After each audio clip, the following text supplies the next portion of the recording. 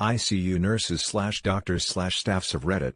What are some crazy things you've seen or heard during your shifts? My dad is an ER doctor and my mom is an ER nurse. Well, one day this 90-year-old lady just flatlined, and after 7 minutes of trying to resuscitate her, he calls it. He goes out to tell all the family assembled that their grandmother has passed away when a nurse sheepishly comes out of the room and asks him to see something. He walks in the room to find this lady sitting up and talking as if nothing happened. The family was able to have one last goodbye before she actually died.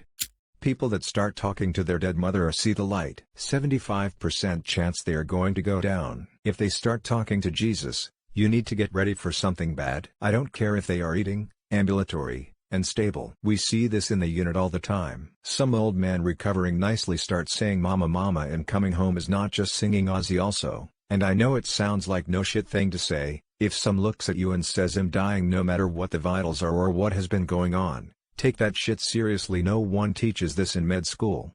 ICU nurse. Something that has been experienced by multiple patients of mine is the man in black. Patients who aren't doing well and are still able to talk will often ask about the man in black. Hess standing in the corner, by the edge of the bed, looking out the window, staring at them. Hess not doing anything, but something about the look of him puts them on edge. The man in black doesn't have favorites. Most recently he visited a priest. I should start keeping statistics of who he comes for and how many make it through. I wonder if when my time comes I'll see him just because I know Hess there. My wife was a CNA for a while in post-operation. She used to come home with all kinds of grisly stories. My favorite was a guy who got castrated while jet skiing. Dude was out jet skiing and crossed a tuber's line without knowing it. He caught his junk on the line and it castrated him. DK and balls full stop. Anywho. This dude proceeds to fish his fucking junk out of the river he was in, ride his jet ski home, put his package on ice, call an ambulance and call in to work the next day. They managed to reattach the whole kit and caboodle and it worked just fine. This isn't as crazy as it is uncomfortable, but I was doing my midnight vital signs / assessments and I walk into one of my patients' rooms. It's a kid and Hess sleeping, so I tell his parents I'm just checking in and start doing my thing. It only takes about a minute, but when I finish and look up, the parents has stripped down to their underwear and are slow dancing to country music. I didn't want to disrupt all of that, so I whispered, "Good night," and quietly backed out of there. Drug addict, high on opiates, used an X-Acto knife to cut between the shaft of the penis and the inside of his cockhead, essentially making it so the head was separate from the main structure of the shaft, but was still connected by tissues at the tip, kind of like when a strong wind turns an umbrella inside out. He then used those low-quality rough brown paper towels you see in public restrooms, and stuffed it underneath the partially degloved head to stem the blood flow. Used to be an ICU nurse. Had a young woman who was an 4 drug user, in her mid-20s, and injected a bunch of garbage that caused microemboli, tiny blood clots, that led to her having to have most of her fingers and toes amputated. So she wound up in the unit for a few days. Only she developed more emboli and had to have her feet and hands amputated. Then a terrible staph infection. By the time she left the unit 40 days later, she was a torso with only her left humerus remaining. How she avoided a stroke or a blood clot in the lung was a mystery. We all assumed she would stroke and die. I work in an emergency department. I just overheard one of our cops who help with mental patients say, "Yeah, I shot her in the head, because I wanted to save the baby." The lady that was shot was pregnant, FYI. Families arguing over the bedside over whether or not to continue life-saving measures like ventilators or tube feeding. Please people, if you give power of attorney to 2 people, make sure they both agree with your wishes. The hospital will usually follow the person that wants advanced measures taken even if there is no hope for the patient to recover. My dad was hospitalized in the ICU after a serious heart attack. A day or 2 after, I could tell he was mad, so I asked him why. He was mad because last night they had a party in the room next to his and he wasn't invited. He said they had gifts and drank beer. So I asked around. No party. The patient in the next room was in a coma and his wife was sitting silently next to him all night. Of course, my dad didn't believe me. He thinks that the reason he wasn't invited was because he had stopped drinking beer years before. They didn't want me to have a beer. It was kind of sad. Not in ICU, but worked in the lab, seen a full-size cancerous colon come down from surgery. Blood that when centrifuged it looks like old grease. Plenty of x-rays where you can see either the batteries or skeleton inside of the anal cavity. It's pretty interesting working in a lab for the hospital. Had someone on many occasions wake up on the vent and mouth kill me to me. Was once in hydrotherapy when a patient was trying to tongue out his ETT so he would die. I have seen many terrible things. ICU psychosis makes everything a lot worse. Talking to people who aren't there, fist fighting with your nurse, etc. I have also had friends with PTSD after being in an ICU. My favorite one was responding to a coworker screaming, "Get your hands off me," because her patient had twisted her arm into a hold. 60 seconds after I freed her, he coded. It was a long code. It did not end well. My ex told me about a guy at his hospital that was mentally ill, and who managed to rip out his own eye then stomp on it. Sorry, I have no more details, but I am not sure more are really needed. My sup wanted to FK a 16 years girl. He is 45 years old. He was reported, but something must have happened behind closed doors because he still has his job. It's a nightmare working for him, especially since I have to pretend to be nice to him.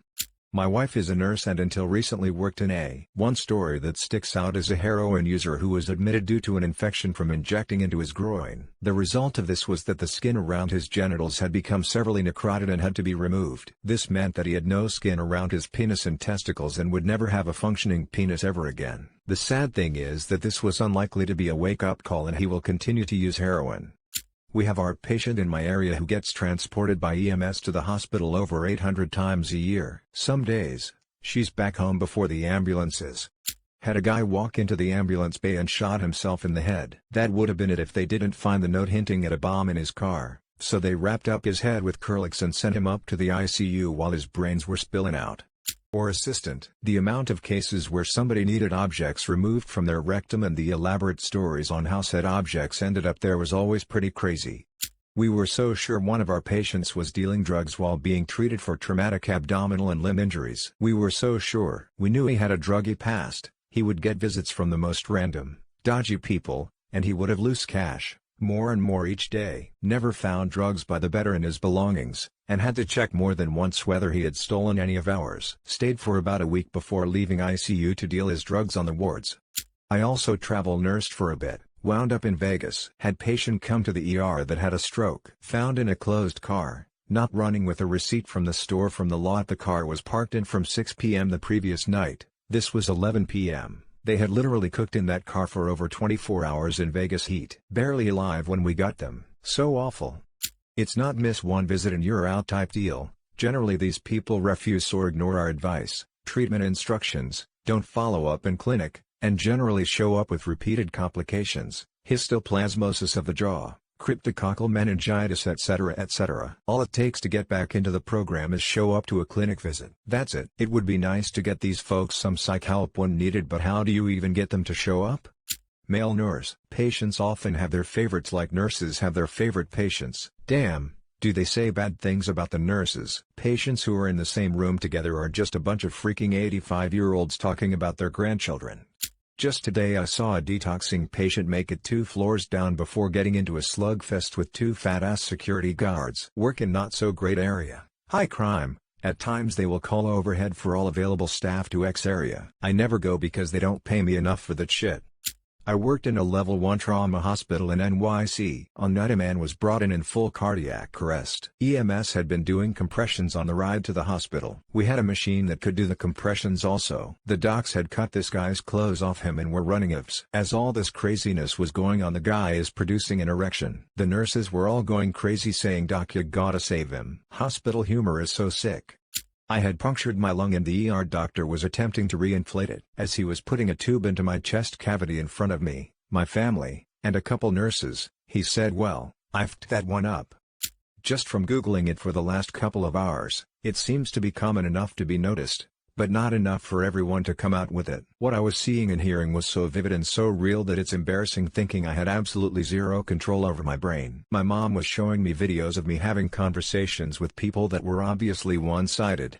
4th year med student here. I go to school in Huntington, West Virginia, basically the epicenter of opioid addiction. I've heard of people using their 4 lines to shoot up smuggled heroin into the hospital. People destroy their bodies with an 4 drug habit. Tonight in the ER, saw a woman who we found out has infected back vertebrae. Oh, and she's Hep C plus 2. Now she's in for at least 6 weeks of 4 IBGs, a hospitalization, and thousands of dollars in medical expenses. All could have been prevented with a clean needle and alcohol swabs. My mom's an ICU nurse. One day, they had a morbidly obese woman come in with bad stomach pains. After bringing her in, they went to examine her. They peeled back a roll of fat, and she had a swarm of maggots eating through her rotting skin. It turns out that she didn't wash. She constantly got food all over her, which turned rancid. I respect medical professionals. Not necessarily crazy, but crazy sad. I used to work in a pediatric ICU. There was a young girl who was chronically sick, but had her wits about her completely. One morning, she unexpectedly went unresponsive and coded, so everyone sprung into action to resuscitate her. In the middle of compressions, she opened her eyes and pleaded with us to stop bringing her back to life. With her mother's blessing, we stopped. My mother, a retired neonatal nurse, once had a pregnant patient ask if she could tell the doctor to tie the umbilical cord so her baby would have an innie belly button. Second post in this thread, but I thought of something actually crazy. I used to work in a pediatric ICU. Kids would come in with swelling in their intestines, most often due to abuse, like being kicked in their abdomens. And to allow everything to swell without compressing on organs, their abdomens would be opened up. A plastic casing would be placed over the opening, so the intestines could swell up into bag. Then, the bag would be hung from a line over top their beds. Its technical name is a silo. It was crazy to watch the peristalsis of the intestines through the bag. Not anyone in the medical field, but I watched a documentary about ice users in Sydney, and there was an interview from a doctor about a man who had come in and was high as a kite and masturbated for 16 hours straight. Non-stop. They tried to tranquilize him, but that didn't do anything, so they just let him go at it. Once my patient's Foley bag, catheter bag, was filled with a dark gray sludge, the consistency of cake frosting. Turned out she was in complete kidney failure and the toxins had spilled into the bladder. I have never been so bewildered in my life. When my dad was a registrar, he was working in ER, and there was one guy who came in. This guy had been in a car crash and had gone through the windshield, and a fence picket went through his back and up under his rib cage. He essentially became a literal human kebab. It is a wonder how he survived. Another story I heard from my dad and mom. My mom was an ICU nurse, was a guy who had been driving a van and had very bad crap into a sign. The sign went through the vans and crushed his skull and deforming his face completely. He survived, and thanks to amazing plastic surgery he looks fine, but he is blind to this day.